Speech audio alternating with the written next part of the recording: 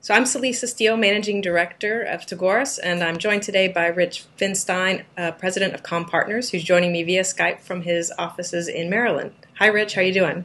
Hi, Celisa. How are you? Good, thank you. And just to kick things off, could you tell us a little bit about CommPartners and what you do? Sure. CommPartners has been around for about 20 years now, and for the last 13, we've focused primarily on online education. And it began when we created our webinar production group. We, at that time, realized that many organizations were having challenges putting on their first webinars. So we created this team that would be an extension of our client's staff and would manage all the details to make sure those live programs were successful.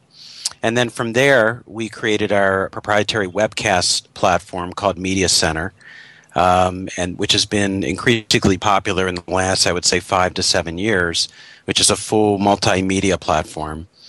And then following that, we introduced our hybrid events and virtual conferencing services, which leverage the Media Center software. And that probably has been our fastest growing service over the last couple years. And then recently we've introduced two new offerings. One is our Symposium Blended Learning program, and then the other is our member site learning platform. So it's been very exciting, and we're looking forward to what's next. So it's been sort of an evolution of services over time, but really with that focus around online learning all along the way.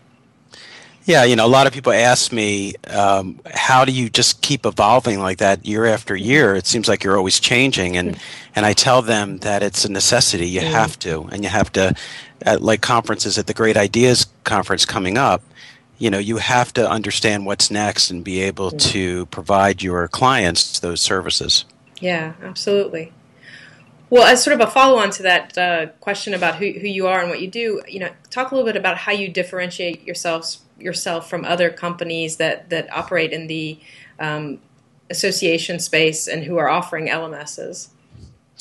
Sure. Since we started in live programs, we're very tuned to that type of engagement. And we were seeing increasingly the popularity of learning management systems as one of the most critical engagement tools for associations in their community. It's gotten a lot more challenging, I think, for associations, and they're seeking ways to make sure that they retain their community and they continue to grow their organizations. So to complement the traditional LMS services, we introduced MemberSite as a way of connecting community and social media with learning and education. It seems like traditionally those two have been in separate spheres, and we see an important synergy between them. The fact that I can learn as much from a subject matter expert taking part in a formal program, as well as I can learn from my community, a peer that might be doing the same job in a different state. Those two, I think, go hand in hand, and that's really the basis of our member site program. Makes a lot of sense. And I know that you have really put some effort and a focus on developing a consultant network with people like SocialFish and other consultants. Can you talk a little bit about what made you decide to make that move to foster those relationships and sort of how you leverage them and how those relationships serve your clients? Sure, absolutely.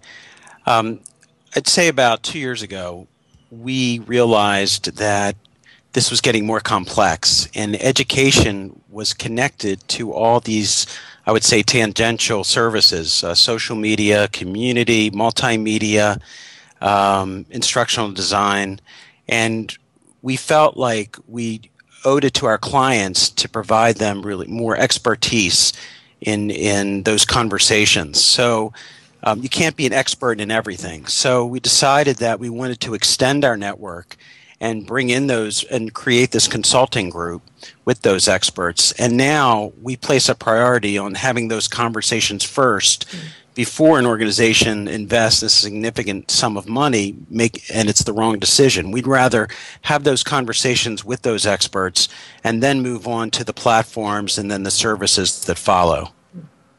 Great.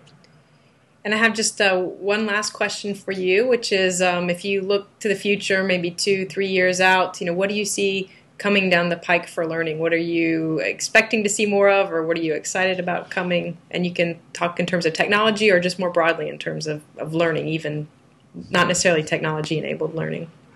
Sure. And again, I should preface this by saying about 90% of our clients are associations, so we're very much focused on that community. And I think it's very challenging for those organizations right now. They have a lot more competition. You know, when you go to any of the conferences or take part in online programs, they talk about those challenges. So I think it's important that organizations recognize the value of education as that engagement tool, and I think that's going to be increasingly critical to those organizations. And with that, I would say for them to sponsor that conversation, to be able the organization that facilitates that exchange in combination with education. You're in a sense, you're defining your space. So those spheres, I would say community, social media, combined with education, I think are going to be very important for these organizations. Great, yeah, and I definitely agree. I see that same overlap and sort of the growing influence of the social. Well, thanks so much for taking time to talk with me, Rich. I really appreciate it. Yeah, my pleasure. Thank you.